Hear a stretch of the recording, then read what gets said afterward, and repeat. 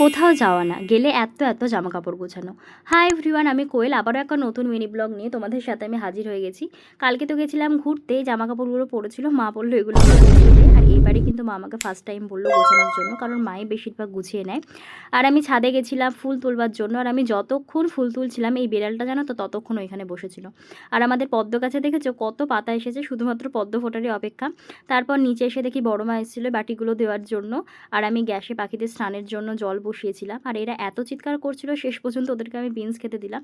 আর মা এখানে আনারস কাটছে, শুধুমাত্র এর অত্যাচারটা দেখা ও বদমাইশি করছিল, কিছু বলার নেই। মজা দেখো। তারপর মা আমাকে আনারস খেতে দিয়েছিল। রাত্রি ছোদ্দা এসেছিল আমাদের বাড়িতে। আর কলে চেপেছিস?